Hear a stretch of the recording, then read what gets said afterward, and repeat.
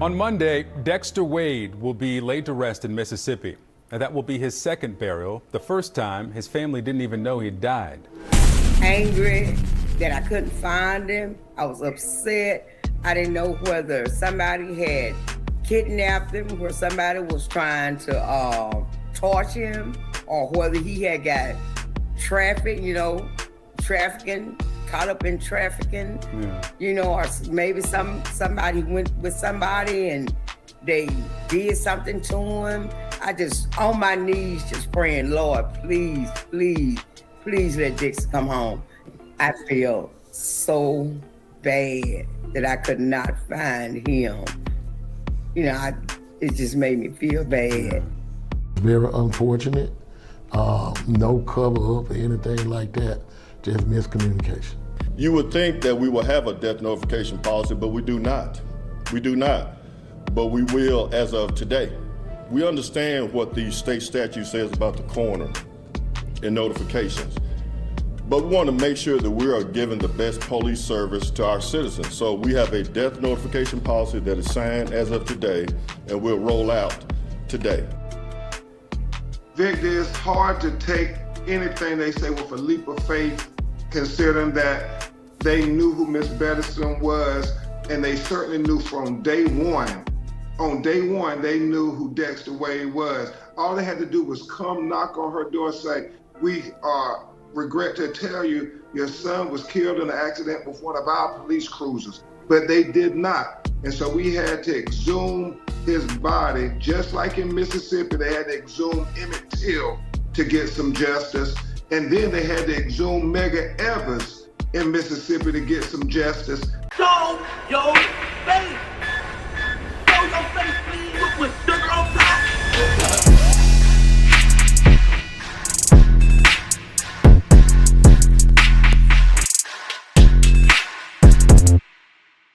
Hey, what's up, y'all? Y'all know my slogan. I don't know it all, but I know what I've been through. Now, before we get into this video, please make sure you head on down to Instagram and follow us on our official Instagram page at Hookah Anonymous _. We're able to be a little more explicit, a little more uncensored, and share content freely without running the risk of having our channel terminated. So once again, make sure you head on down to Instagram and follow us on our official Instagram page at Hookah Anonymous _. We're almost at 100,000 subscribers. So if you like this video, make sure you subscribe and hit that bell so you're notified every time we drop new content. Now let's get into what you guys came here to see. Now, this is actually a very bizarre story that appears to not begin any major media attention for obvious reasons. As we dive into the Dexter Wade story, we also will notice how deep his death goes, because some say that he may have even been targeted by police, as he's the second of two people affiliated with his mother to be killed at the hands of law enforcement. His mother has spoke out against the Jackson, Mississippi police not once, but twice, including a lawsuit that she has against them for the death of her brother. In this case involving her son, Dexter Wade is calling out the police for trying to cover up the death of her son, as her and the family's attorney, Ben Crump, has caught the police in several lies regarding Dexter's death. One of them includes them lying about trying to get in contact with Dexter's family after the incident, because they said they had no way of getting in contact with Dexter's family due to his identification being outdated. However, after his body was dug back up to have a proper funeral for him, it was revealed that he was carrying a permit that had all of his accurate information on there, including his address at the time of his death. This leads Dexter's mother to believe that this was in fact no accident. Instead, Dexter may have been targeted for many reasons, and it can be the fact that he was the son of the women that got their fellow police officers convicted in the death of her brother, or the lawsuit that she had against him. We don't know. But what we do know is that Mississippi has had a wide share of police corruption, as an incident that took place just months ago came out as 6 former Mississippi law enforcement officers pleaded guilty to federal charges in connection to a January incident which the 2 victims have claimed was motivated by their race. The charges stem from home invasion, aggravated assault, kidnapping, obstruction of justice, torture and abuse, as one of the victims were even shot in the mouth. Out of the 6 officers, 5 of them were actually high-ranking deputies, and only one of them was actually an officer, and they would call themselves the Goon Squad. The two victims would file a federal lawsuit in June alleging that the officers illegally entered their home and handcuffed, kicked, waterboarded, and tased them and attempted to sexually assault them for nearly 2 hours before one of the deputies put a firearm in one of the victims' mouth and shot him. Sheesh. So now that you know the type of climate that's circulating in Mississippi when it comes to law enforcement, let's dive deeper into the story of Dexter Wade. Now we know Mississippi is a small town, and the history tells us that although African Americans populate the town by 37.5%, Caucasians make up most of Mississippi as they populate a percentage of 57.36. Now in small towns like Mississippi, most of the rules and laws are often bent according to the person it's targeting, and it's even worse for law enforcement, being that they could pretty much get away with anything due to their status. This breeds a sense of immunity, where we've witnessed situations where corruption in Mississippi in law enforcement rose by the year in numerous areas. Dexter Wade will become a statistic under the corruption in Mississippi, as he will be killed by an off-duty officer according to reports. Information taken from the preliminary hearing stated that Dexter was hit and his body was completely ran over to the point where his leg was amputated. So out of pure curiosity, one may wonder, how fast was the off-duty police officer really going, and why were they going so fast into the direction of Dexter Wade? Well, an accident report made by the off-duty officer to his sergeant gave us a little insight on what they said happened. They blackened out the officer's name, but the incident report will say, quote, "On Sunday, March 5th, 2023, Sergeant Avangel White, IBM 2000, was contacted by Blank in reference to an accident. Blank advised he was traveling south on Interstate 55, just south of McDowell Road exit, when a pedestrian attempted to cross the interstate and was hit by such and such patrol vehicle SUV 150. I immediately showed myself en route and requested for more units, AMR, mobile crime, and accident investigation. Upon arriving on scene, I noticed a black male lying face down on the shoulder of the interstate with a detached leg. I called Captain Loney and Deputy Chief Tiny Harris and informed them of the incident. The pedestrian, who was later identified as blank, was pronounced deceased on scene by AMR Unit 316. The Hinds County coroner was notified. All requested units responded to the scene for processing. Blank was released into the custody of the coroner. The patrol vehicle was towed to the city of Jackson, impound by Hicks Towing. Now, the incident report was approved by the officer's sergeant, who goes by the name of Sergeant Avangel White. And by approved, it means that everything checked out to be accurate and there's no sense of foul play. Everything happened the way the officer stated, right?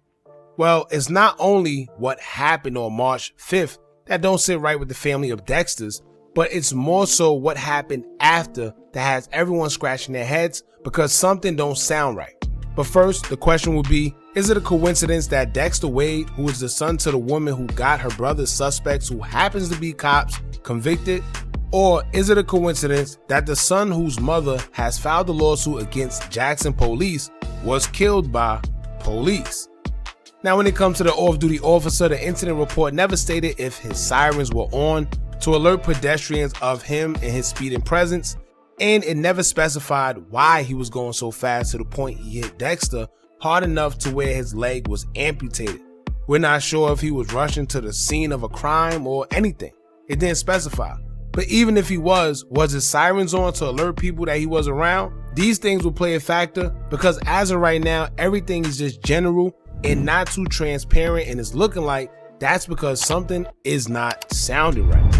And once again, if you hit somebody hard enough to where their leg is amputated and you completely run them over, it sounds more intentional. Not to mention, but how fast were you going, right?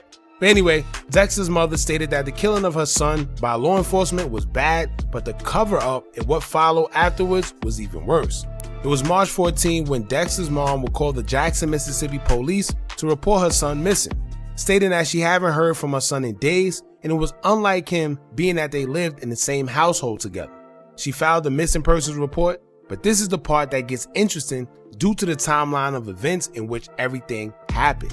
When Dexter's mom called to file the missing persons report, if there was no foul play in her son's death, why wasn't she notified about what happened to him when they was well aware of who she was and what happened to her son.